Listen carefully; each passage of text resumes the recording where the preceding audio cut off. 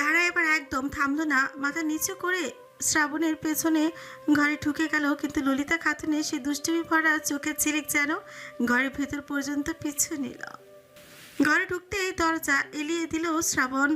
হাতে থাকা গামছাটা চেয়ারের উপর মেলে দিয়ে বিষাদ মুখে চেয়ে থাকা ধারার দিকে তাকালো। ধারা শ্রাবণকে দেখছিল।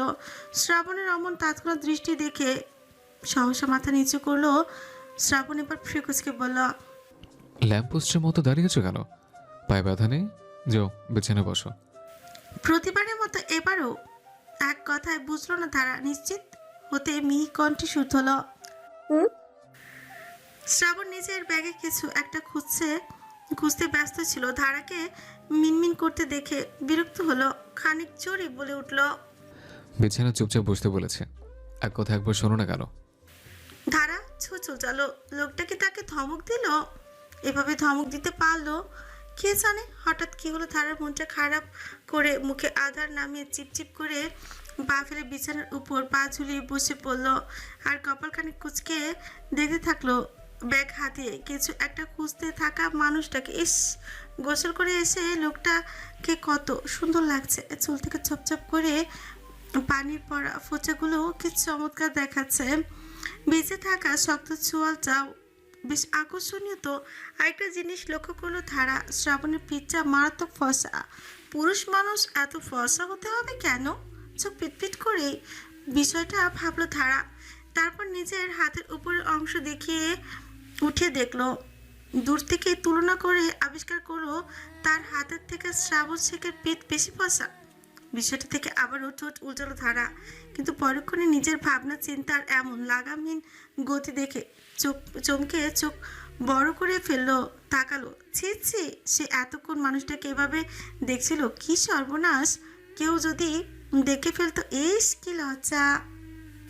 এর মধ্যে কাঙ্ক্ষিত জিনিসটা ব্যাগে খুঁজে পেল শ্রাবণ। দীর্ঘশ্বাস ফেলে একটা নীলরঙা টি শার্ট পরে নিল শ্রোতা। হাতে খুঁজে পাওয়া জিনিসটা নিয়ে বিছানার কাছে এসে বসে পড়ল। দাঁড়া দেখলো শ্রাবণের হাতে একটা মলম। মলমের ঢাকনা খুলতে খুলতে শ্রাবণ আদেশ ছুড়ে দিল। বিছানায় পা ওঠাও। ধারা এবার বুঝলো পায়ে কাটা বিঁধেছিল বলে শ্রাবণ মলম এনেছে। কিন্তু উনি কি নিজ হাতে মলম লাগিয়ে দেবেন? ছি ছি, এটা কিভাবে হয়? তাই আগ বাড়িয়ে বলল, আমায় দিন, আমি লাগিয়ে নিতে পারবো তো। মলমটা হাতে নিয়ে মেয়েটার দিকে শীতল দৃষ্টি নিক্ষেপ করলো শ্রাবণ। মুখে কিছুই বলল না, শুধু শিকুচকে তাকিয়ে রইল। দাঁড়া অমন আগুন ছড়া দৃষ্টি দেখে চোখ পিটপিট করে তাকালো। মনে মনে ভাবলো, আমি কি কোনো ভুল করলাম? প্রশ্নবোধক চাহনি নিয়ে ধারার দিকে তাকিয়ে থাকা দেখে শ্রাবণ আগের থেকেও গম্ভীর স্বরে বলল, বিছানায় পা ওঠাতে বলেছে আমি, কথা শোনোনি? শুকনো চোখ গেল ধারা মিনমিন করে মাথা নেড়ে বলল। জি শুনেছি। আরেকটু গম্ভীর হলো শ্রাবণ। তাহলে ওঠাচ্ছ না কেন? না, মানে আমি তো। ধারার কথা শেষ হওয়ার আগে ফট করে ধারার পা টেনে নিল শ্রাবণ। হুট করে পা টান দেওয়াতে বেসামাল হয়ে পড়ে যেতে যেতে বেঁচে গেল ধারা। দুহাত পেছনে দিয়ে বিছানায় ভর দিল শ্রাবণ। এবার মলমটা আঙুলে নিয়ে ধারার পায়ের তালু ঠিক মাঝখানে খানিকটা লাগিয়ে দিল। সহসাই ব্যথায় আর্তনাদ করে উঠল তারা। চোখ মুখ খেঁচে বন্ধ করে নিল। চোখ তুলো শ্রাবণ কঞ্চে একরাশ মায়া নিয়ে জিজ্ঞেস করলো, খুব বেশি চলছে? বিশ্বাস করো না শ্রাবণ, আগের থেকেও অনেক বেশি সাবধানে আর খুব কোমল স্পর্শে মলমটা ঠিকঠাক লাগিয়ে দিল সে। এরপর বলল, এখন হাঁটার দরকার নেই, চুপচাপ বসে থাকো। বরাবরের মতো বাধ্য মেয়ে ধারা পরকালে জান্নাত পাওয়ার জন্য সর্বদাই ভালো কাজ করেছে। তাই স্বামীর কথার অবাধ্য হয়ে জাহান্নামে যাওয়ার এক চলো ইচ্ছে নেই তার। কলেজ থেকে একে অপরের জিগরি দোস্ত জিহান আর শ্রাবণ। তাদের বন্ধুত্ব এতটাই গভীর যে কলেজের গণ্ডি পেরিয়ে শ্রাবণ যখন বিদেশে চলে যায় তখন জিহান খাওয়া দাওয়ায় ছেড়ে দিয়েছিল। সেই সময় প্রকৃতি হয়তো তার জন্যই পাঠিয়েছিল মুনিরাকে। বাস স্ট্যান্ডে দেখা হয়েছিল দুজনে। প্রথম দেখাতে সাংঘাতিক প্রেমে পড়ে যায় বেচারা জিহান। পরবর্তীতে জানতে পারে মেয়েটার মা নেই, বাবাই একমাত্র সব। তবে তার বাবা গত বছর অ্যাক্সিডেন্ট করে শয্যাশায়ী হয়েছেন। যদিও ভদ্রলোকের ব্যক্তিত্বের দাপট কমেনি, তার এখন মুনিরার একটা ভালো চাকরি খুঁজছে। বিষয়টা জানার পর জিহান কল করে নিজের বন্ধু শ্রাবণকে বিষয়টা জানায়। শ্রাবণ ঘটনাটা শুনে একটু চিন্তিত হয়। পরবর্তীতে তার মনে পড়ে তার ছোট চাচুর কথা এবং দ্রুত সুপারিশ করিয়ে সেই অফিসে জয়েন হতে বলে মুনিরাকে। এদিকে শ্রাবণের নাম করে জিহান সাহায্য করে মুনিরাকে, আর এভাবেই মন জয় করে নেয়। ইন্টারভিউতে বেশ ভালো পারফরমেন্স করেছে মুনিরা, তাই ফলস্বরূপ সে শ্রাবণের চাচার অফিসেই চাকরি পেয়ে যায়।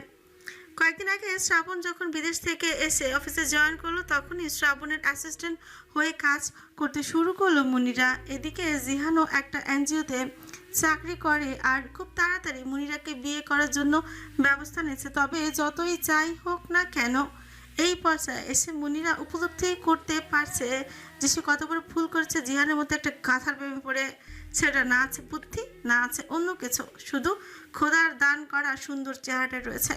এই চেহারা ধুইতে কি এবার সে এখন পানি খাবে? প্রায় 1 ঘন্টা যাবৎ সে অপেক্ষা করছে জিহানের আসার।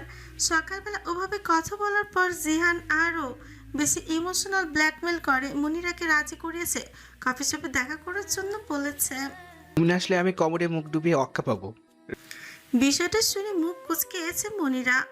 মরার জায়গা বেছে নেওয়ার জঘন্য রুচি দেখে আফসোস করছে, কিন্তু কিছু করার নেই, ভালোবাসা মানুষকে অন্ধ করে দেয়।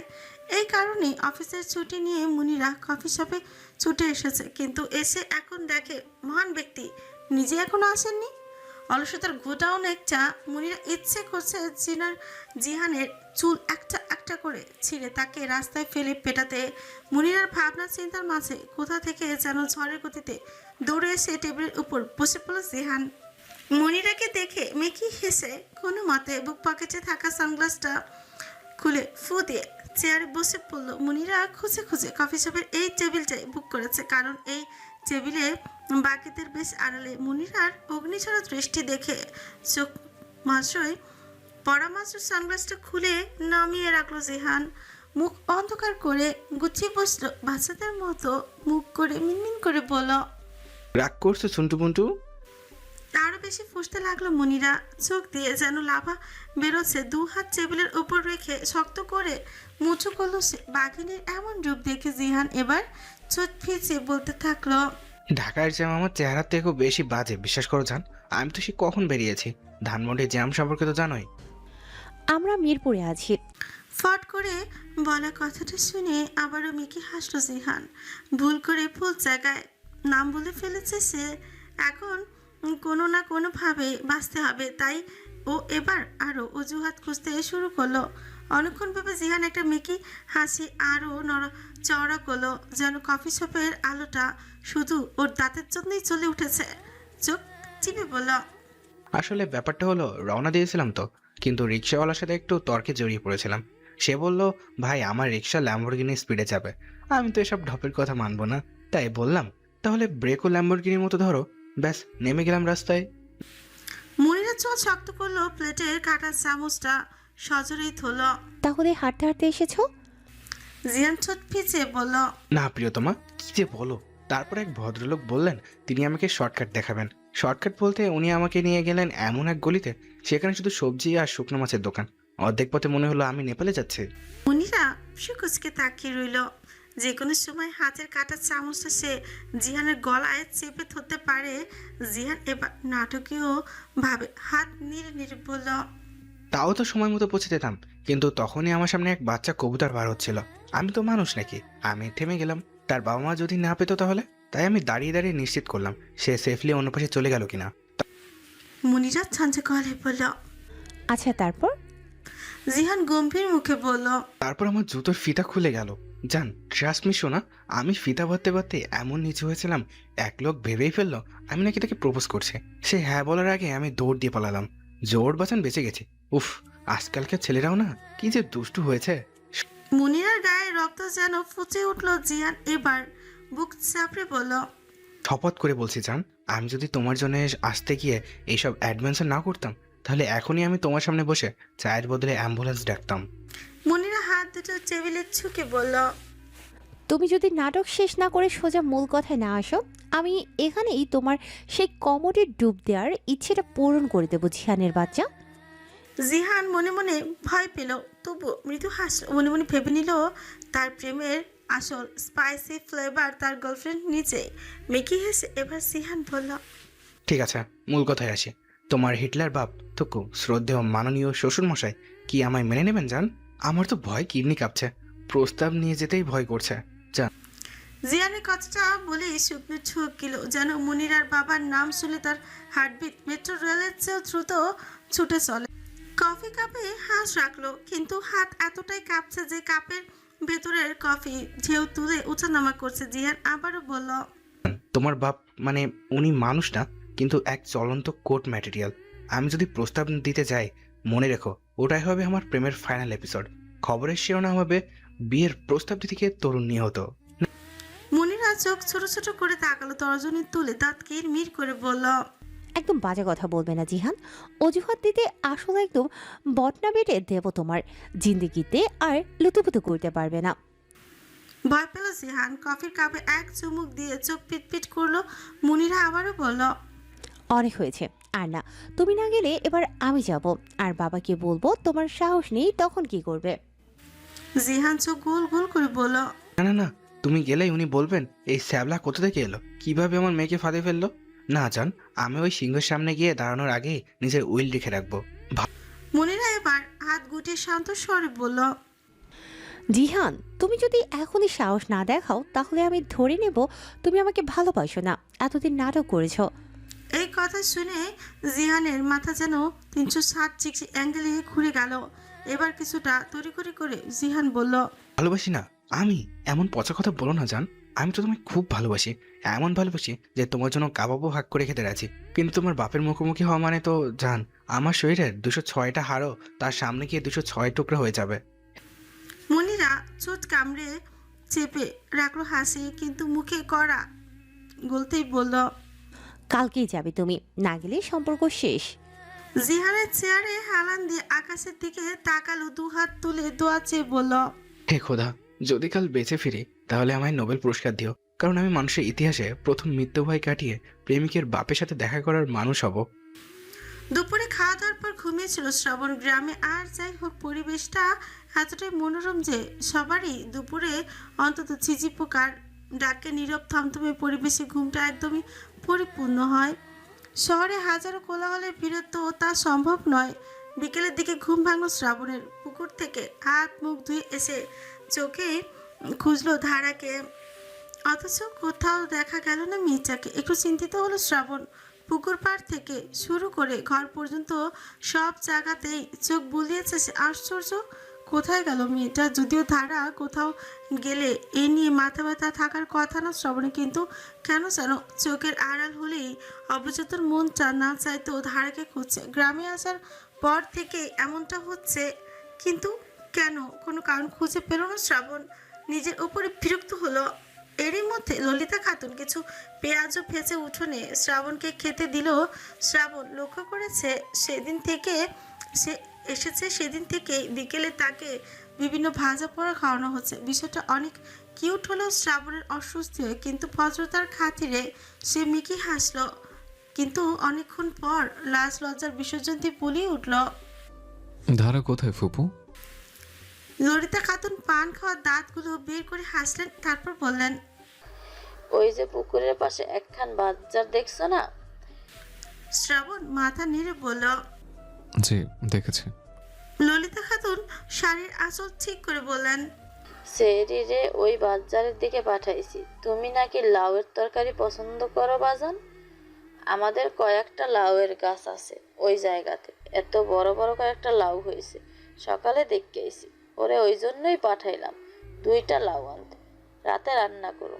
ও শ্রাবণ মিষ্টি হেসে বুঝদার ভঙ্গিতে মাথা নাড়লো। তবে সে যে লাউয়ের তরকারি পছন্দ করে এটা ধারা কিভাবে জানতে পারলো, এ নিয়ে একটু চিন্তিত হলো শ্রাবণ। মেয়েটা দেখছি তার সব পছন্দ অপছন্দ সম্পর্কে ধারণা রেখেছে।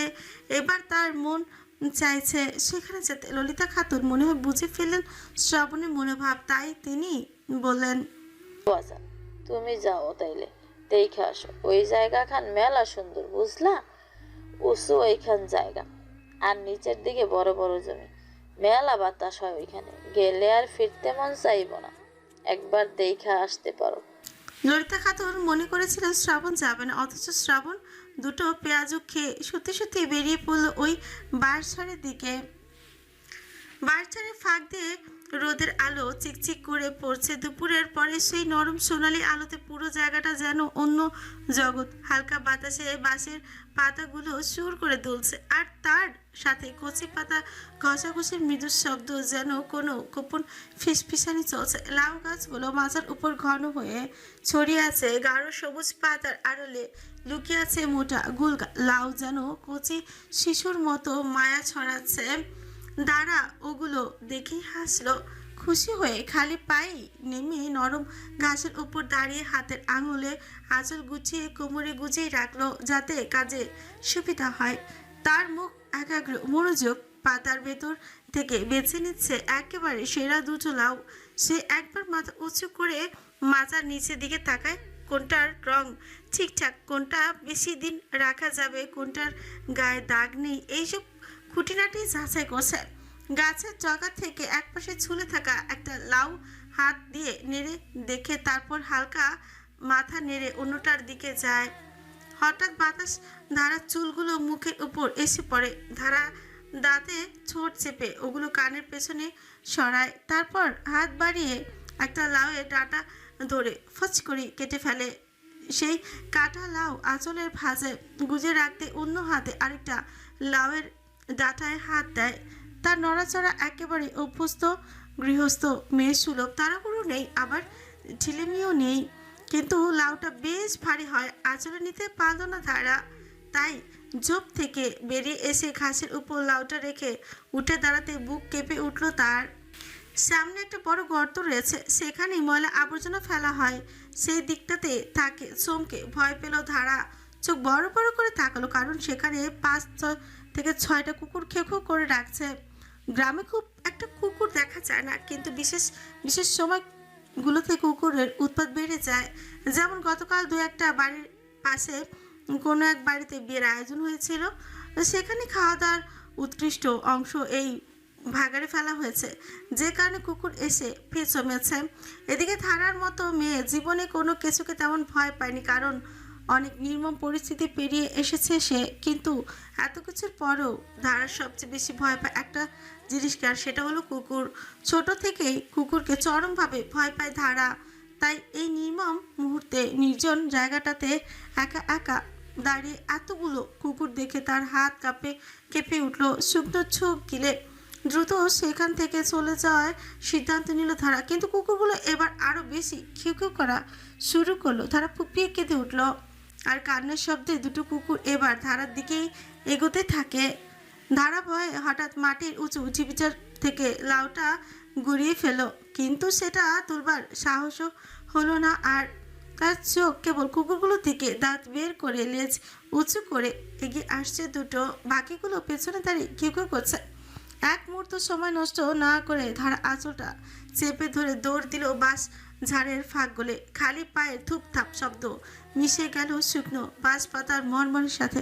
কিন্তু তাড়াহুড়োয় সামনে ছোট্ট এক গর্তে পা আটকে গেল। ধারার ভারসাম্য হারিয়ে হোঁচট খেল, আর ঠিক তখনই বাঁশ ঝাড়ের ছায়া ভেদ করে এদিকে পা রাখা শ্রাবণের সঙ্গে ধাক্কা খেল সজোরে।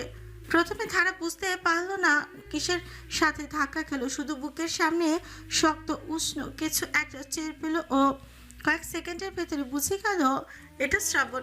ভয়ে কোনো কিছুই ভাবল না ধারা ফট করে। আর এক মুহূর্ত না ভেবে পেছনে কুকুরের ঘেউ ঘেউ শুনে আতঙ্কে সে 2 হাত দিয়ে শ্রাবণের গলা জড়িয়ে ধরল, যেন ঠিক পানিতে ডুবন্ত কেউ ভরসার কাঠি পেয়েছে। শক্ত করে শ্রাবণকে জড়িয়ে ধরে বলতে থাকলো, আমাকে বাঁচান, বাঁচান আমায়, ওখানে কুকুর, অনেকগুলো কুকুর। শ্রাবণ প্রথমত অপ্রস্তুত হয়ে গেল, ভাবতেই পারেনি এখানে পা রাখার সাথে সাথে একটা ঝড়ে এসে তার বুকে পড়বে। মেয়েটার শ্বাস ছোট ছোট, কাঁধ কাঁপছে, আর আঙুলের চাপে বোঝা যাচ্ছে কতটা ভয় পেয়েছে সে। পেছনে তাকে শ্রাবণ এবার কুকুরগুলোর দিকে তাকে চোখ কুচকালো আর হাত দিয়ে তাড়িয়ে দিল সব কুকুরকে। ধার এখনো কাঁপছে, চোখ খিচে বন্ধ করে শক্ত করে শ্রাবণের পিঠের কাছে টি-শার্ট ধরে আছে। ওর কাঁপুনি টের পেল শ্রাবণ। শুকনো ঠোক গিলে এক হাত ধারার মাথায় রাখলো, একবার চুলে হাত বুলিয়ে বলল। শান্ত হও, কুকুর নেই এখন, সব চলে গেছে। শ্রাবণের শান্ত গভীর কণ্ঠস্বর কানে যেতেই ধারার বুকের ভেতরে ঢেউটা ধীরে ধীরে থেমে আসলো। কিন্তু হঠাৎই বুঝে গেল সে এতক্ষণ কি অবস্থায় দাঁড়িয়ে আছে। তার আঙুলগুলো এখনো শ্রাবণের টি শার্টে গেঁথে আছে, গলার চারপাশে তার হাতের চাপ স্পষ্ট। তখন ঠিক নিজের অবচেতনে কাজটা ধারা টের পেল। মুহূর্তের মধ্যে গাল বেয়ে গরম লালচে রং ছড়িয়ে পড়লো, যেন লজ্জার আগুনে মুখটা পুড়ে যাচ্ছে।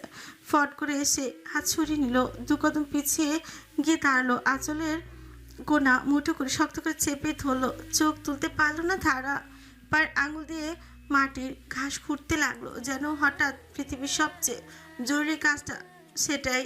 আর ঠোঁট সামান্য কেঁপে উঠলো, কিন্তু কোনো কথা বেরোলো না। শ্রাবণ তাকিয়ে রইল, চোখে এক অদ্ভুত মিশ্র অনুভূতি, বিস্ময়, মায়া আর এক চোখে চাপা হাসি প্রকাশ পেল। ধারা এবার খুব বেশি লজ্জা পেয়ে কানের কাছে চুল গুজে একটু একটু করে কদম ফেলে পেছোতেই থাকলো। কিন্তু দু কদম পেছোতে আবার হুট করেই কোনো এক কারণে শ্রাবণ নিজেই ধারার কোণে চেপে ধরে একটানে নিজের কাছে নিয়ে আসলো। অপ্রস্তুত হলো ধারা, নিজেকে সামলাতে পারলো না। হঠাৎই এমন করে হাত ধরে টান দেওয়াতে ঝড়ের গতিতে এসে আবারও শ্রাবণের বুকের উপর পড়লো সে। তবে এবার হাত দুটো মুঠো করে পড়ে রইল শ্রাবণের বুকের কাছটায়। বড় বড় চোখ করে ধার পিটপিট করে তাকালো শ্রাবণের দিকে, ইশারাতে যেন চোখ দুটো দিয়ে জিজ্ঞেস করলো কেন এভাবে তাকে টেনে আনলো শ্রাবণ। শ্রাবণ তো হুঁশে নেই, সে এক পলকে স্নিগ্ধ মুখোশটা দেখে নিল। চোখে মুগ্ধতা নিয়ে ধারার চোখের দিকে তাকিয়ে অন্যরকম গলায় বলে উঠল। পেছনে গর্ত ছিল, আবারও হোঁচট খেতে। ধারা এবার কোনো মতে আতঙ্কিত চোখ দিয়ে পেছনে তাকিয়ে দেখলো, আসলেই একটা ছোট গর্ত দেখা যাচ্ছে। আর একটু হলেই পেছনে উল্টে পড়তো ধারা। তা দেখে আবারও চোখ ফিরিয়ে শ্রাবণের দিকে তাকালো ধারা। শ্রাবণ আরেকবার ধারার চোখে চোখ রেখে কুড়িটা ছেড়ে দিল। দাঁড়াও শ্রাবণের বুকের কাছে থেকে হাত দুটো সরিয়ে আনলো। দীর্ঘশ্বাস ফেলো শ্রাবণ। আশেপাশে তাকিয়ে জায়গাটা দেখতে গিয়ে হুচ করে চোখ আটকালো ধারার শাড়ির দিকে। আঁচল পেঁচে কোমরের কাছে গুজে রেখেছে মিচা, ফলস্বরূপ পেটের খানিকটা ফর্সা অংশটুকু স্পষ্ট দেখতে পেল শ্রাবণ। পুরুষের চোখ মারাত্মক, একদম ঠিক জায়গাতেই পড়ে, তাই না চাইতেও পেটের দিকে চোখ গেল শ্রাবণের ছোট ঠোক গিল সে। আজব তো, পেঁচিমেটে এভাবে আঁচল কোমরে গুজে রেখেছে কেন? মনে মনে এসব ভাবলেও চোখ সয়নি শ্রাবণের। ধারা এবার হুট করে শ্রাবণের দৃষ্টি লক্ষ্য করে আবার লজ্জা পেল। তৎক্ষণাৎ আঁচল কোমর থেকে বের করে নামিয়ে ঠিকঠাক করিল। অপ্রস্তুত হয়ে তাকালো শ্রাবণের দিকে। শ্রাবণ এবার ফ্রুকুচকে তাকালো। শ্রাবণের ফ্রুকুচকে উঠায় ধারা আবারও বেশি গুটিয়ে গেল। তার মনে হলো যেন শ্রাবণের সেই দৃষ্টি ভেদ করে ভেতরের সব লজ্জা, সব অস্থিরতা পড়ে ফেলছে। শ্রাবণ এবার ধীরে, খানিকটা কর্কশ অথচ নিচু স্বরে বলল। গ্রামের জায়গা জমি ফাঁকা, বাতাসে বেশি, কিন্তু এখানে এমনভাবে হাঁটতে নেই, বুঝলে? সাবধান না হলে বিপদ হবে। গলায় উপদেশের সুর থাকলো, চোখে এখনো সেই অদ্ভুত স্থিরতা যা ধারা আর সহ্য করতে পারলো না। সে গলা খাকারি দিয়ে নিচু স্বরে বলল। আমি কেবল লাউ তুলছিলাম। জানি। শ্রাবণ উত্তর দিল সংক্ষিপ্তভাবে, কিন্তু সুরে এমন কিছু ছিল যা ধারা ঠিক বুঝতে পারল না, বিরক্তি নাকি চিন্তা। বাতাসে বাঁশপাতার খসখস শব্দ ভেসে এলো। ধারা চোখ নামিয়ে পায়ের কাছে থাকা পাতাগুলোর দিকে তাকালো, যেন ওটাই তার একমাত্র এখন ভরসা। শ্রাবণ তখনও তাকিয়ে আছে, ঠোঁটের কোণে 1 মিলিমিটার নড়াচড়াও নেই। মনে মনে আবিষ্কার করলো পিচ্ছিটাকে যতটা পিচ্ছি ভেবেছে ঠিক ততটাও পিচ্ছি নয়। নইলে এভাবে শ্রাবণের দৃষ্টি স্থির করতে সক্ষম হলো কিভাবে? লাউর তরকারি সত্যিই ভালো লেগেছে কিনা তা শ্রাবণ জানে না, তবে রান্নাটা ধারা করেছে শুনে সে 3 চামচ বেশি তরকারি নিয়েছে। আজ মনে হচ্ছিল বিশেষ কিছু খাচ্ছে সে। ললিতা খাতুন অভিজ্ঞ মানুষ, পলকেই সব বুঝে ফেলে মুচকি মুচকি হেসেছিলেন। বোকা ধারা সেটাও বুঝলো না। মনে মনে ভাবলো হয়তো শ্রাবণের বেশ খিদে পেয়েছিল, তাই মনে মনে নিজেকে দোষ দিল। ইস, মানুষের আতিথেয়তা কি ঠিকমতো হচ্ছে না। গত কয়েকটা রাত ঘরে এসে শ্রাবণ দেখেছে খাটে শ্রাবণের জন্য বিছানা ঠিক করে দিয়ে ধারা মেঝেতে বিছানা গোছায়, তবে আজ সেটা না দেখলেও ঘরে ঢুকে ঠিকই অবাক হলো। আজ সারা থম মেরে হাত বালিশ নিয়ে দাঁড়িয়ে আছে অসহায়ের ন্যায়। দুই হাতে বালিশ শক্ত করে জড়িয়ে ধরে পিটপিট করে বিছানার দিকে তাকিয়ে আছে। কিছুক্ষণ দু হাত বুকে গুজে বিষয়টা পর্যবেক্ষণ করে বাঁকা হাসলো শ্রাবণ। কারণ বিকেলে সে মাদুর কাঁথা সব লুকিয়ে রেখেছে, নইলে দেখা যেত আজও ধারা মেঝেতে বিছানা গোছাচ্ছে। মাদুর কাঁথা খুঁজে না পেয়ে হয়তো মেয়েটা বিষাদ মুখে দাঁড়িয়ে আছে, কিন্তু কিছু করেনি শ্রাবণের। সে অনেক কষ্টে মাদুর কাঁথা সব লুকিয়েছে। গলা খাকার দিল শ্রাবণ। চমকে তাকালো ধারা।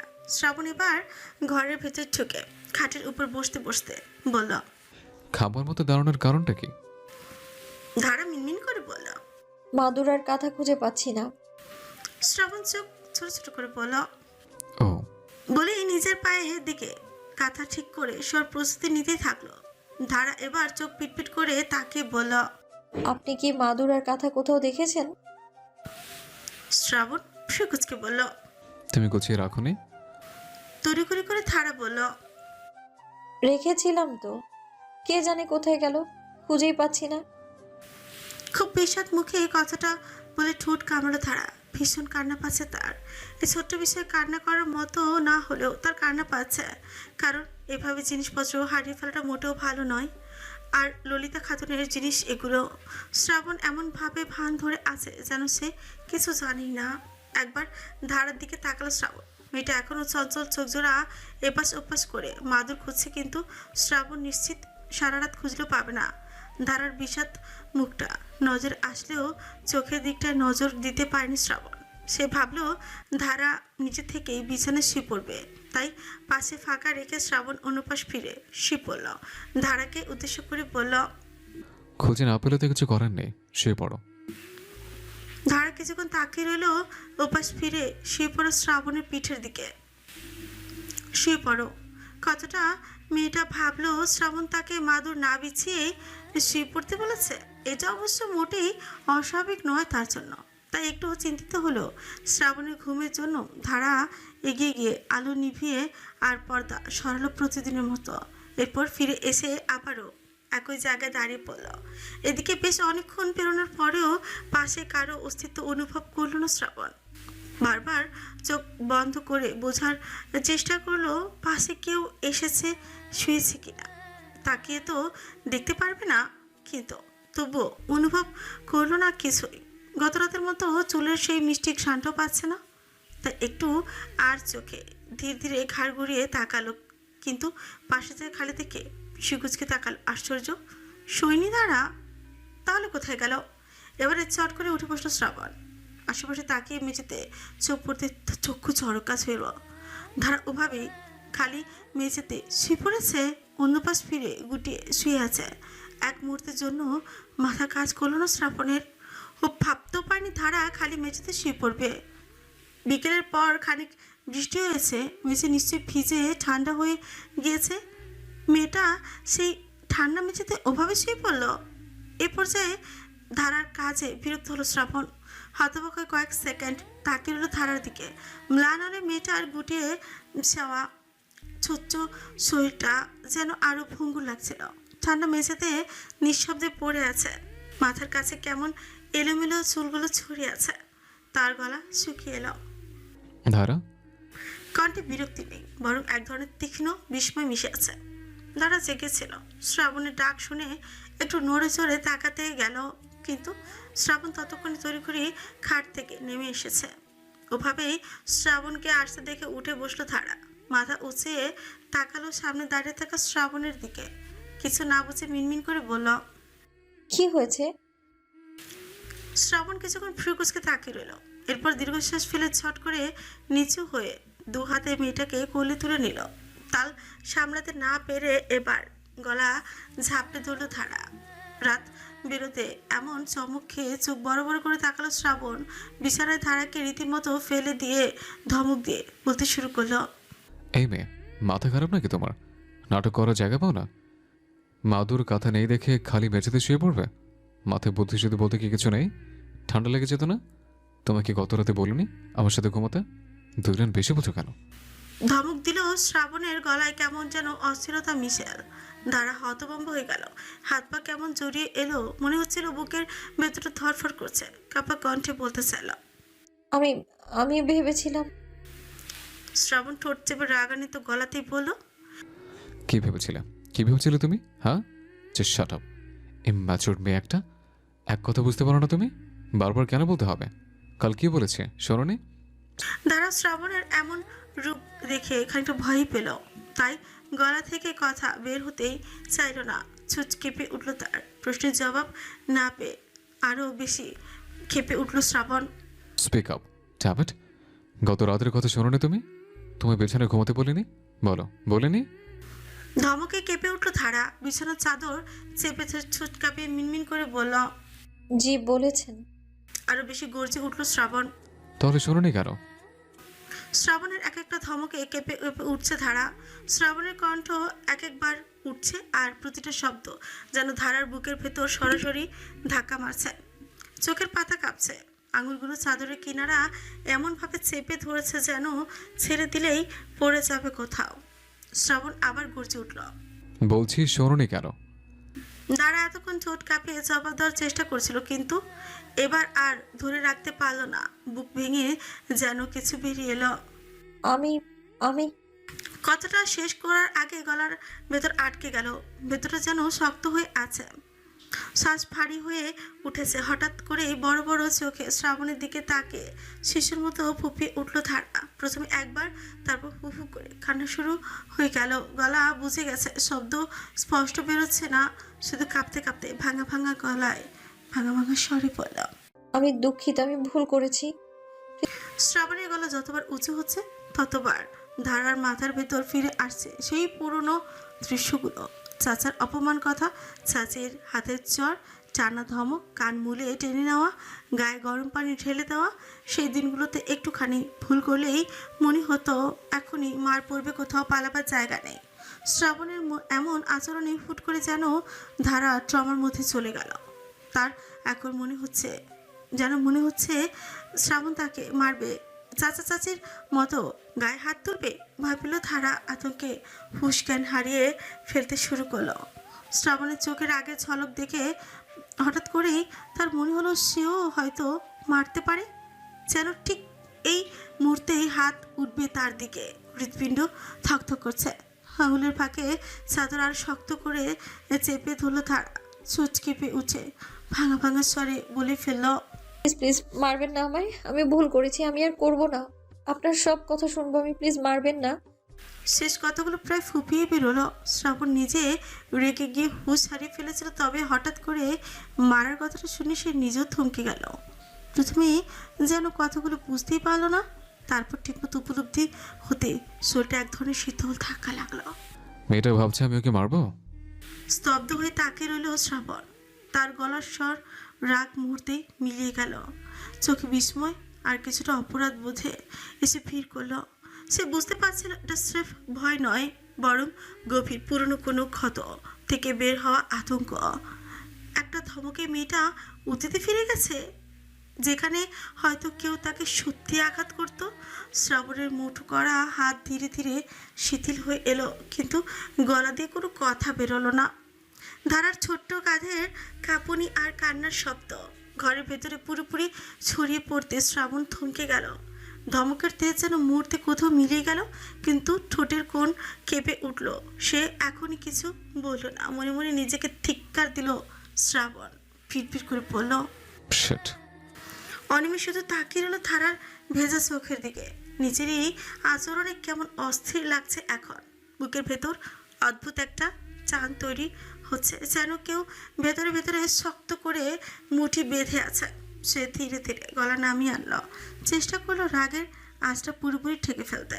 শ্রাবণ বড় করে শ্বাস নিয়ে নিজেকে ধাতস্থ করলো। বুঝতে পারলো একটু বেশি হয়ে গিয়েছে, অনেকটা উগ্র হয়েছে সে, তাই দুহাত বাড়িয়ে বলার চেষ্টা করলো, শোনো, শান্ত হও। দেখো, ভয় পাওয়ার কিছু নেই। আমি আমি শুধু রেগে গিয়ে চিৎকার করেছি, এইটুকুই। গলার স্বর স্বাভাবিক রাখার চেষ্টা করলেও শব্দের ফাঁকে ফাঁকে হালকা কম্পন লুকিয়ে রাখা যাচ্ছিল না। সে এক মুহূর্তের জন্য ধারার হাতের উপর হাত রাখতে চাইল, কিন্তু মেয়েটা চমকে হাত ছড়িয়ে নিল। আরও একবার সে পুরনো অভ্যাস। আঘাত থেকে বাঁচার চেষ্টা। শ্রাবণ থেমে গেল, দীর্ঘশ্বাস ফেল। ধারা বিছানায় বসে একটু একটু করে পেছাতে চাইল, আর কান্নারত মুখ নিয়ে বলতে থাকলো, আমি জানি আপনি আমায় মারবেন, আমি জানি মারবেন। অবাধ্য হওয়ার জন্য আপনি আমায় এখন খুব মারবেন। মারবেন না প্লিজ, আমায় মারবেন না। আর এমনটা হবে না, সত্যি আর হবে না। আর নিতে পারল না শ্রাবণ। অপরাধ বোধে এমনিতেই ভেতরে ভেতরে তার অবস্থা খুবই খারাপ। দাঁড়ার এমন অসহায়ত্ব দেখে নিজেকে খুনি মনে হলো তার। কোনো উপায় না পেয়ে দ্রুত কাছে গিয়ে শক্ত করে জড়িয়ে ধরল ধারাকে। বুকের মাঝে জাপটে আগলে নিল, কান্নারত মুখটাকে বিছানায় বসতে খুব সহজে শ্রাবণের বুকের মাঝে জায়গা করে নিল ধারা, কিন্তু কাঁপতে থাকলো আর ফিপির করে বলতে থাকলো, মারবেন না, মারবেন না আমায়। আমি আপনার সব কথা শুনবো। মারবেন না আমায় প্লিজ, মারবেন না। কথাগুলো শুনে মেয়েটাকে আরো বেশি শক্ত করে বুকের মাঝে চেপে ধরল শ্রাবণ। চোখ খেসে বন্ধ করলো। আবারও এমন কথা শুনে হৃদয়ে টান পড়ছে তার। না চাইতো মেয়েটাকে কষ্ট দিল সে। দাঁড়ার মাথায় হাত বুলিয়ে দিতে দিতে শ্রাবণ অসহায় কণ্ঠে বলল, সরি, আই এম সরি। শান্ত হও, শান্ত হও শোনা। মারবো না তোমায়। খুব বেশি ভয় পেয়েছ? আমি তোমায় বকতে চাইনি, বিশ্বাস করো। মোটেই বকতে চাইনি, কষ্ট দিতে চাইনি তোমায়। সরি, সরি ধারা, সরি। আর হবে না। এই মেয়ে, শান্ত হও না প্লিজ। আমি তোমাকে মারবো কেন? আমি কি কখনো হাত তুলেছি তোমার উপর? কথাটা নরম স্বরে বলেও ভেতরে অপরাধ বোধ যেন চেপে বসে আছে। মুখের কোনো কষ্ট তার স্পষ্ট। দাঁড়া তখনও কাঁপছে, চোখে ভয়ের ছাপ যেন গাঢ় হয়ে বসে গেছে। ফুপানোর কান্নাটা কমে এলো শ্রাবণের বুকের উষ্ণতায়। শ্রাবণ আরেকটু জড়িয়ে নিল ওকে। দাঁড়ার হাত দুটো নিজ দায়িত্বে পিঠের কাছে দিল, নীরবে বুঝিয়ে দিল যেন ধারাও আঁকড়ে ধরতে পারে। হাতের কাছে শ্রাবণের পরনে থাকা টি শার্টটা বেশ সত্যি সত্যি আঁকড়ে ধরলো ধারা। শক্তপোক্ত বুকটাতে মুখ গুজিয়ে দিল। এবারে শ্রাবণ ও ধারার চুলে হাত বুলিয়ে খুব সাবধানে আড়ালে লুকিয়ে একটা চুমু খেলো চুলের উপর। কেউ বুঝতেও পারেনি। বারবার চুল গুছিয়ে দিয়ে বুলিয়ে দিতে দিতে সরিও পড়লো। 1000 বার হয়তো সরি বলা হয়ে গেছে, তবুও শ্রাবণ বিড়বিড় করে বারবার সরি বলতেই থাকলো যতক্ষণ না পর্যন্ত ধারা শান্ত হয়। দরজার বাইরে থেকে এই দৃশ্য দেখে চোখের পানি মুছলেন ললিতা খাতুন। তিনি মোটেও এভাবে একটা দম্পতির ব্যক্তিগত সময় আসতে চাননি, কিন্তু রাতের বেলা এভাবে শ্রাবণের ধমক আর চিৎকার শুনে তিনি দৌড়ে এসেছিলেন। যদিও ঘরে ঢুকতে পারেননি, কিন্তু দাঁড়িয়ে দাঁড়িয়ে এতক্ষণে পুরো সময়টাই ঠিকই দেখেছিলেন। এখন ধারাকে বুকের মাঝে জাপটে নিয়ে থাকা শ্রাবণকে দেখে তিনি অভিভূত হলেন। তিনি সত্যি বুঝতে পারলেন যে সর্বদা আকাশে মেঘ থাকে না, সর্বদাই মেঘে ঢাকা আকাশ আধার থাকে না। একটা সময় মেঘ সরে গিয়ে সূর্যের আলো দেখা যায়, চারিদিক আলোতে ভরে যায়, সুখের আলোতে প্রচলিত হয় জীবন। রাত বিরাতে স্ত্রীর পাংখা মার্কা প্ল্যান শুনে মুখ কুচকে তাকালেন সাইমুল শেখ। সবুজ একখানা শাড়ি পরে সালমা বেগম বিছানার উপর পা তুলে বসে তাকিয়ে রয়েছেন নিজের একমাত্র স্বামীর দিকে। অথচ সাইমুল শেখ চশমা ঠেলে সামনে শাড়ি পরিহিত বউকে দেখে মুগ্ধ না হয়ে সালমা বেগমের উদ্ভট একটা প্ল্যান শুনে মুখ কুচকে তাকিয়ে রয়েছেন তার দিকে। মনে হচ্ছে এর থেকে জঘন্য উদ্ভট প্ল্যান আর জীবনে শোনেনি তিনি। এমন আকাশের পরিকল্পনা কখনোই কাজে করতে পারে না। তাই দীর্ঘশ্বাস ফেলে সাইমুল শেখ বলেন, সালমা শোনো, তোমার হীরের টুকরোর মতো ছেলের বদৌলত তোমারও মাথাটা পুরোপুরি গেছে। শুয়ে পড়ো তো, ঘুমাও। আর একটু উচ্ছ্বাসিত হলেন সালমা শেখ। এগিয়ে এসে পাশে বসলেন সাইমুল শেখের। খুবই আহ্লাদি কণ্ঠে বললেন, আগে শোনো না প্ল্যানটা। সাইমুল শেখ ব্যর্থ হলেন বরাবরের মতন। হাতে থাকা একাডেমিক বইটা রেখে স্ত্রীর দিকে থাকে মিকি হেসে বললেন, বলো তাহলে শুনি। সালমা বেগম একগাল রহস্যময় হাসি দিয়ে সাইমুল শেখের দিকে তাকালেন। শাড়ির আঁচল ঠিক করে আরও একটু কাছে সরে এসে অভিজ্ঞ ভঙ্গিতে বললেন, শোনো, ব্যাপারটা এমন, যেহেতু আমাদের শ্রাবণ বৌমাকে মানে ধারাকে বউ হিসাবে মন থেকে মানছে না, তাই ওর মন বোঝার জন্য আমাদের একটু চালাক হতে হবে। কখনো কখনো কাঁটা দিয়ে কাঁটা তুলতে হয়। সাইমুল শেখ ফিউকুচকে তাকালেন। চালাকি? কিসে চালাকি আবার? কাটা মানে? সালমা বেগম হাত নেড়ে বললেন, শোনো, চালাকি মানে হলো অস্ত্র, আর এখানে একমাত্র অস্ত্র জেলাসি, বুঝলে না? হিংসার এই জিনিসের জোরটা অনেক। ওটা মেয়েদের নড়াচড়া করিয়ে দেয়, ছেলেদেরও মাথা খারাপ করে দেয়। আর কাটা হিসেবে ব্যবহার করতে হবে তোমার ওই বোনের মেয়ে তন্নিকে। সামিউল শেখ ধীরে ধীরে চশমা নামিয়ে তাকালেন, মুখে অবিশ্বাসের ছাপ। মানে বলো কি? সালমা বেগম এবার চওড়া হাসি দিয়ে বললেন, মানে তন্নি যেহেতু শ্রাবণের সাথে কথা বলতে চাইছে, আমাদের বাড়িতে আসতে চাইছে, তাহলে ওকে আসতে দাও। ওকে বাড়িতে আনতে হবে, এমনভাবে আনতে হবে যেন সবাই ভাবে সে আমাদের খুব ঘনিষ্ঠ। আর ওই মেয়ে যখন বাড়িতে থাকবে তখন ধারা নিশ্চয়ই অস্থির হয়ে যাবে, ভেতরে ভেতরে হিংসে খাবে। তখন এটাও বোঝা যাবে শ্রাবণের মন কোথায় দাঁড়িয়ে আছে। সামিউল শেখ ঠোঁট কুঁচকে বললেন, সিরিয়াসলি? তুমি তুমি সব কথা বলছো? তোমার এই প্ল্যানটা শুনে মনে হচ্ছে তুমি সিরিয়াসলি টিভি সিরিয়াল বেশি দেখছো সালমা। সিরিয়াল দেখা কমাও। কিন্তু সালমা বেগম হাল ছাড়লেন না। দুহাত জোর করে উনুনের ভঙ্গিতে বললেন, তুমি এমন করো না গো, সত্যি বলছি এই পদ্ধতি কাজ করবে। ছেলে বা মেয়ের মনস্তর বোঝার জন্য জেলাসি একটা মারাত্মক টুল। আর এই মেয়ে যখন বাড়িতে থাকবে তখন শ্রাবণও একটু নড়ে চড়ে বসবে, আর আমরা চোখে দেখে বুঝে ফেলবো আসলেই ওর মনোভাব কি। সামিউল শেখ মাথা নেড়ে দীর্ঘশ্বাস ফেললেন, কিন্তু মনে মনে ভাবলেন, যদিও উদ্ভট, তবু বইয়ের এই প্ল্যান মাঝে মাঝে বিপজ্জনকভাবে কার্যকর হয়ে যায়। তাই কিছুক্ষণ বেশ সময় নিয়ে ভাবলেন সামিউল শেখ। এরপর সালমা বেগমের দিকে তাকিয়ে বলেন, ওকে ফাইন, তাহলে পুরো প্ল্যানটা কি বলো? খুশিতে লাফিয়ে উঠে মনোযোগ দিয়ে গুছিয়ে পুরো পরিকল্পনাটা বলতে শুরু করলেন সালমা বেগম। প্রথমে শুনে বিরক্ত লাগলো, পরবর্তীতে বিষয়টা বেশ ভালো আর কার্যকর মনে হয়েছে সামিউল শেখের। আশা করা যায় এক ঢিলে দুই পাখি মরবে। অনেকটা সময় কেটে গেল, শ্রাবণের বুকের ভেতরে ধারা প্রায় স্থির হয়ে এসেছে, কিন্তু তার আঙুলের টান এখনো ঢিলে হয়নি। মুখটা যেন আরও গভীরে গুজে রেখেছে, যেন সেখানে লুকিয়ে আছে নিরাপত্তার শেষ আশ্রয়। শ্রাবণও নড়েনি, হাতের ভেতরে মেয়েটার ক্ষীণ কাঁপুনি ধীরে ধীরে থেমে এলেও সে বুঝে ভয় পুরোপুরি যায়নি। তাই কোনো কথা না বলে শুধু এক হাত দিয়ে ওর পিঠে আর চুলে হাত বুলিয়ে দিতে থাকে। মনে হয় যেন প্রতিটি ছোঁয়ায় আশ্বাস ঢেলে দিচ্ছে। ঘর নীরবতা নেমে এসেছে, শুধু মাঝে মধ্যে ধারা চাপা শ্বাসের শব্দ শোনা যাচ্ছে। শ্রাবণ চোখ বন্ধ করে দাঁড়িয়ে আছে, অথচ ভেতরে এক অদ্ভুত অস্থিরতা। মনে হচ্ছে যদি এখন হাত ছড়িয়ে নেয়, ধার আবারও ভেঙে পড়বে। তাই সে আঁকড়ে রাখলো একটু শক্ত করে। ধারার মাথায় গাঢ় কালো চুলের গন্ধ মিশে আছে তার নিজের নিঃশ্বাসে। বুকের ভেতর চের পাচ্ছে মিটার ধীরে ধীরে শান্ত হওয়ার স্পন্দন। তবু ধারা একবার উঠল না, যেন সে নিশ্চিন্ত। যতক্ষণ শ্রাবণের বুকের ভেতরে আছে ততক্ষণই কিছুতেই তাকে ছুতে পারবে না আর কিছু। আর শ্রাবণ বুঝে গেছে আজ রাতে সে নিজেও ছাড়াতে পারবে না। এই মুহূর্তটা ভাঙতে তার নিজেরও মন চাচ্ছে না। শুধু নীরবে স্থিরভাবে দুজন একইভাবে জড়িয়ে রইল অনেকক্ষণ। অবাস্তব হলেও সত্যি যে না চাইতেও সারা শ্রাবণ শেখ তার মেনে না নাও বুকে আদরে করে জড়িয়ে ধরে চোখের পানি মুছে দিয়েছিল। অবিশ্বাস্য হলেও এটাই সত্যি যে সারাটা রাতে একইভাবে জড়িয়ে ধরেছিল তারা একে অপরকে। একটু জন্য শ্রাবণ ছেড়ে দেয়নি ধারাকে। অনেকটা সময় পেরিয়ে যাওয়ার পর শ্রাবণ বুঝতে পেরেছিল ক্লান্ত হয়ে নেতিয়ে পড়েছে ধারা। তাই সেভাবে বুকের মাঝে জড়িয়ে শ্রাবণ বিছানায় হেলান দিয়েই শুয়ে পড়েছিল, আরও শক্ত করে জড়িয়ে ধরেছিল ছোট্ট দেহখানা, আর নিজেদের আবৃত্তি করেছিল কাঁথাটা দিয়ে যেন ঠান্ডা না লাগে।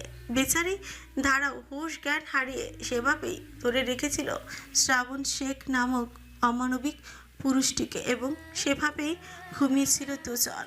ভোরের ম্লান আলোটা পর্দার ফাঁক গলিয়ে ঘরে ঢুকে পড়েছে। বাইরে কোথাও দূরে মোরগ ডাকার ক্ষীণ শব্দ ভেসে এলো। শ্রাবণের চোখের পাতায় হালকা নড়চড় হলো, কিন্তু সে এখনো আধো ঘুমে। একসময় বুকের ভেতর অদ্ভুত এক ভার অনুভব হলো, গভীর উষ্ণ স্থির এক ভার। মনে পড়ে গেল সে তো একটা ছোট্ট দেহ বুকে নিয়ে ঘুমিয়েছে।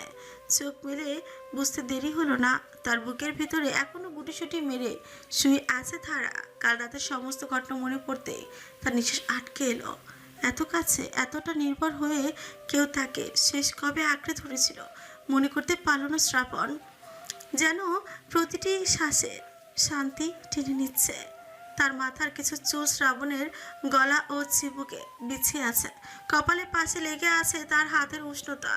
ঘুম এতটাই গভীর যে বাইরের আলো, শব্দ কিছুই তাকে স্পর্শ করতে পারছে না। শ্রাবণ যতটুকু জানে ধারা খুব ভোরে উঠে, কিন্তু আজ ধারার ঘুম দেখে শ্রাবণের মনে হলো মেয়েটা বেশ শান্তিতে ঘুমাচ্ছে। এমন প্রশান্তের ঘুম হয়তো আগে কখনো ঘুমায়নি। শ্রাবণ ধীরে ধীরে মাথা উঠিয়ে তাকালো সেই শান্ত মুখের দিকে। ঘুমন্ত অবস্থায়ও ধারার ঠোঁট সামান্য ফাঁকা, চোখের কোণেও এখন শুকনো কান্নার দাগ স্পষ্ট। বুকের ভিতর হালকা ব্যথার মতো কিছু অনুভব করলো সে। অপরাধবোধ আর এক অদ্ভুত মমতার মিশাল। শ্রাবণ নড়ল না, শুধু একটু বেশি আরাম করে কাছেটা টেনে দিল মেয়েটার গায়ের ওপর, যেন সকালে ঠান্ডা না লাগে। বুকের সেই উষ্ণতা ভারটাকে সামান্য শক্ত করে আগলে রাখলো শ্রাবণ, হয়তো নিজেরও অজান্তে। যেন ঘুমন্ত মেয়েটা নিরাপত্তা ও এক মুহূর্তের জন্য ভেঙে না যায়। মিষ্টি হেসে ছোট্ট শ্বাস ফেলতেই হুচ করে শ্রাবণের মাথায় এলো সূক্ষ্ম চিন্তাটা। হতবাক হলো সে। আশ্চর্য, এটা কি হলো? সেটাই মেয়েকে বউ হিসেবে মেনে নেয়নি। এই মেয়ে না পিচ্ছি? তাহলে এখন কিভাবে এভাবে এতটা কাছে টেনে নেওয়ার মানে কি?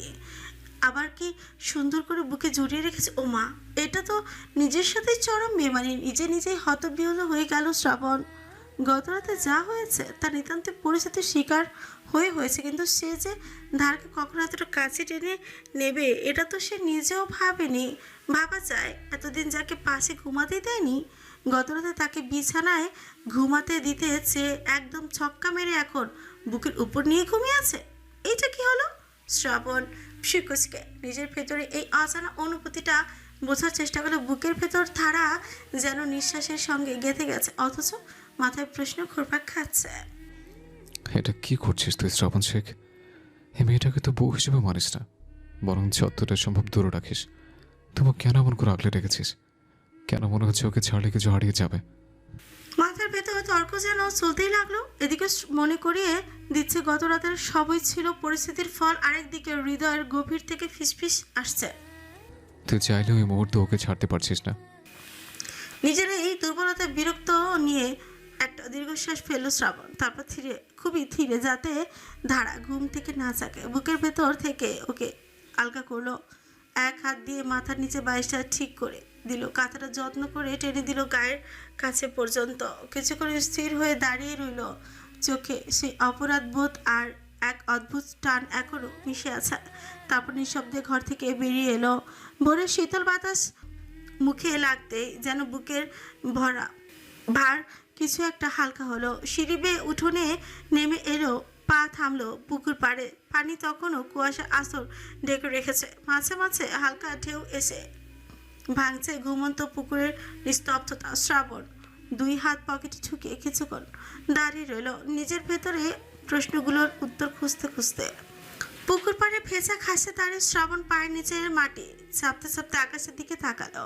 কুয়াশা ঢাকা ভেতরটা ভোরটা তার চোখে আজ অন্যরকম লাগছে। মনে হচ্ছে ভেতরে কোথাও এক অদ্ভুত অস্বস্তি জমে আছে, কিন্তু সেটাকে নাম দেওয়ার মতন সাহস বা ইচ্ছে কোনোটাই তার নেই। এই মেয়ে তো আমার কিছুই না, মানে আচ্ছা ঠিকই বউ, কিন্তু নিজের মনেই তো মেনে নেয়নি। তাহলে কেন গত রাতে ওকে এতটা আগলে রাখলাম? চোখের পানিটা সহ্য হলো না কেন? শুধু পরিস্থিতি নাকি? ভাবনা শেষ করতে গিয়েও থেমে গেল সে। নিজের মনকে যেন একটা দেয়াল তুলে রাখলো, যেন সেখানে পা দিলেই ডুবে যাবে কোনো গভীরে, যেখান থেকে ফেরার রাস্তা থাকবে না। না, এটা বোকামি। আমি শুধু ওকে ভয় পেতে দেখেছি, অসহায় দেখেছি, আর হ্যাঁ তাই তাই কাছে টেনেছে, এর বেশি কিছু না। তবুও মনে হচ্ছে বুকের ভেতরে সেই নরম ভরটা এখনো রয়ে গেছে, যদিও ধারা এখন ঘরে ঘুমিয়ে আছে। হাতের তালুতে যেন এখনো লেগে আছে ওর চুলের ছোঁয়া, আর কানে পাচ্ছে ওর ফুপিয়ে বলা কথাটা। মারবেন না? শ্রাবণ দাঁত চেপে মুখ ফিরে নিল পানির দিকে থেকে। না, আমি দুর্বল হব না। যতই হোক আমার নিজের একটা নিয়ম আছে। ও আমার জীবনে জোর করে আসে একজন। আমি এসব এত সহজে মানতে পারি না, পারবো না। কিন্তু বুকের ভেতর কোথাও খুব হালকা একটা ফিসফিস দমাতে চাইলেও বলেই যাচ্ছে। তুই পারবি না শ্রাবণ শেখ, কারণ তুই ইতিমধ্যে ওকে নিয়ে ভাবা শুরু করে দিয়েছিস। সেই গভীর শ্বাস নিল, ছাঞ্চ বাতাসের সঙ্গে যেন নিজের অস্থিরতাটাকেও গিলে ফেলতে চাইল। পকেটে থাকা হাত দুটো মুঠো করে চেপে ধীরে ধীরে আমি গালি ঢাকে ফিরে যেতে চাইছি। উঠোনের দিকে ফিরে গেল, কিন্তু জানতো আজ এই মনকে বোঝানো সহজ হবে না। জানে না কি হতে যাচ্ছে। শ্রাবণের কথা শুনে ভিজে কাপড় শুকোতে দিতে থাকা ধারা মেরে তাকিয়ে চোখ পিটপিট করলো। মাত্র গোসল করে এসেছে সে। এই সময়ে শ্রাবণের এমন কথা আশা করেনি। সকালে নাস্তার সময় ধারা খেয়াল করেছে শ্রাবণ যে তাকে কেন যেন ইগনোর করছে, একটু অবহেলা করছে। কিন্তু ধারার মনোভাবটা উল্টোটা। সে শ্রাবণকে ভয় পাচ্ছে, কারণ গত রাতে কার বুকে বাঁধা রেখে ঘুমিয়েছে তা তো আর ধারা জানে না। শুধু বকাবকিটাই মনে আছে। আবারও সে ঘুম থেকে ওঠার পর থেকে চিন্তা করছে যে কেন ঘাটটা এত ব্যথা করছে, বালিশ এত শক্ত ছিল, অথচ জানে না যে সে শ্রাবণ শেখের বুকে ঘুমিয়েছে। আর এটা চিন্তা ভাবনা নিয়ে দুপুর 12টার মধ্যেই গোসল সেরে এসেছে ধারা। এখনও মাথার চুলে পেঁচানো গামছাটাও খোলেনি। শ্রাবণ কিছুক্ষণ সদ্য গোসল করে আসা স্নিগ্ধ রমণীর অপরূপ সৌন্দর্যটা দেখে নিয়ে ছুটু ঠোক গেল। তারপর নিজের অস্বস্তি লুকাতে 2 আঙুলে তুড়ি বাজিয়ে বলল, হা করে কি দেখছো? সম্বিত ফিরে পেল ধারা। নিতান্ত এক অপবাদ। ধারা হা করে তাকিয়েছিল না, বরং হা করে শ্রাবণ নিজেই দেখছিল। ধারা তো শুধু তাকিয়েছিল, কিন্তু বিরোধিতা না করে ধারা মিনমিন করে বলল, না কিছু না। আপনি যে কি বললেন? শ্রাবণ এবার অন্য দিকে দৃষ্টি রেখে বলল, আমি গালি ঢাকে ফিরে যেতে চাইছি। ধারা এক পলক তাকে তৎক্ষণাৎ মাথা এলিয়ে বলল, ঠিক আছে যান, আমি ব্যাগ গুছিয়ে দেব। পিছু কুচকালো শ্রাবণ। ঠিক আছে যান মানে? ধারা আবারও চোখ পিটপিট করে তাকালো। ঠোঁট কামড়ে তাকিয়ে ভদ্রলোকের অভিব্যক্তি বোঝার চেষ্টা করে, কিন্তু না বোঝার ফলে চুপ করে রইল। শ্রাবণ এবার নিজেই বলল, পাকনামো করার জায়গা পাও না? চুপচাপ নিজের ব্যাগ গুছিয়ে নেবে। তোমাকে রেখে যাবো কেন? ধারা এবারও অবাক হলো না, বরং আঙুলে আঁচল দিয়ে খুটখুট করে পেঁচাতে পেঁচাতে বলল, আরেকদিন থাকি আমি, আবার কবে আসবো তা তো ঠিক নেই। আরেকটা দিন থেকে যাই। প্রশ্ন ছুড়ল শ্রাবণ। শহরে ফিরবো কিভাবে? নিজে নিজেই যেতে পারবো। এখান থেকে বাসে উঠবো, তারপর সোজা গিয়ে তো শহরে নামিয়ে দেবে। ধারার কথা শুনে শ্রাবণ ঠোঁট কামড়ে নিজের অস্বস্তিটা আড়াল করলো, আর জগতের সব কঠোরতা এক করে হালকা সুকুচকে বলল, হ্যাঁ বুঝলাম, তুমি একাই যাবে। গ্রামে এইভাবে একা মেয়ে হয়ে কাকে কাকে জিজ্ঞেস করে বাসে উঠবে? পথে কেউ কিছু বললে কি করবে? কিভাবে যাবে তুমি? আর সবচেয়ে বড় কথা, এই জীবনে একা একা কখনো বাসে উঠেছ? মাতব্বরি করার জায়গা পাও না? কণ্ঠটা আজ সে যতটা সম্ভব নিরাসক্ত রাখার চেষ্টা করলো, কিন্তু কথার তীরে ভেতরে লুকোনো অস্থিরতাটা গোপনই রইল না। ধারা চুপ করে রইল, চোখ নামিয়ে আঁচলটা আঙুলে পেঁচিয়ে যাচ্ছিল। ভাবলো কিছু একটা। কাল রাতে লোকটা তাকে বকেছে, তাই মনে মনে কেন যেন ধারার একটু কষ্ট হচ্ছে। আজ আবার জোরও করছে, মগের মুলুক নাকি? শ্রাবণ একটু রুক্ষ স্বরে আবার বলল, নাটক করার দরকার নেই। কাল সকালে আমি ফিরবো, মানে তুমিও ফিরবে। শহরে ফিরতে হলে আমার সাথে ফিরতে হবে, কথা বুঝছো? ধারা চমকে তাকালো, মনে মনে বিশ্বাস করতেই পারছে না শ্রাবণের এই হুকুমের ভেতরে আসলে কি আছে। চোখ মেলে 1 সেকেন্ডও তাকিয়েছিল, ধীরে ধীরে আবার চোখ নামিয়ে নিল সে। ঠোঁট নাড়লো হালকা। কেন?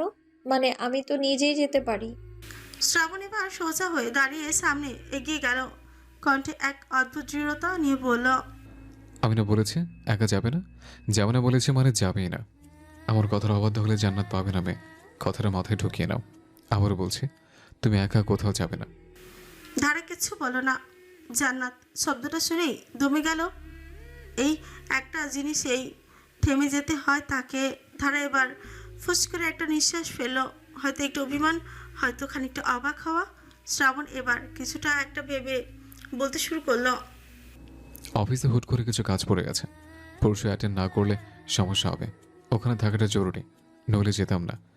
আর তোমাকে একা রেখে গেলে আমার মহামান্য পিতা আমায় বাড়িতেই ঢুকতে দিবেন না। ধারা বাধ্যের ন্যায় মাথা নেড়ে বলল। জি বুঝেছি। শ্রাবণ ছোট্ট করে মাথা নাড়ল। ধারা এবার হাতে থাকা বাকি ভেজা কাপড়গুলো ধীরে সুস্থে মেলে দিল। শ্রাবণ তখনও ঠায় দাঁড়িয়ে। ধারা বুঝলো না শ্রাবণ কিছু বলতে চায় কি না, তাই শ্রাবণকে পাশ কাটিয়ে চলে যেতে ছিল, কিন্তু এগোতেই হঠাৎ পেছন থেকে টান খাওয়ায় শাড়ির আঁচলের সাথে সাথে ধারাও থমকে গেল। এক ঝটকায় চমকে উঠে পেছনে তাকালো সে। আঁচলের প্রান্তটা শক্ত করে ধরা শ্রাবণের হাতে, চোখে গাঢ় তীক্ষ্ণতা, তবে মুখে এক অদ্ভুত অস্থিরতা। ধীরে বিস্ময় কিছু বলতে চাইছিল, কিন্তু ঠোঁট খুলতেই শব্দ আটকে গেল। শ্রাবণ গলা খাকারি দিয়ে খুবই নিচের স্বরে বলল। একটা কথা জিজ্ঞেস করি?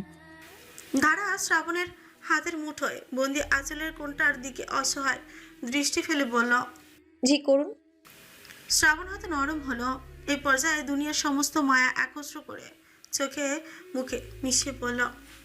গত রাতের জন্য কি তুমি এখনো ভয় পাচ্ছ? ধারা স্তব্ধ হয়ে রইল, চোখের পলক পড়ল না। বুকের ভেতর ধুকপুক শব্দটা যেন বাইরে থেকে শোনা যাচ্ছিল।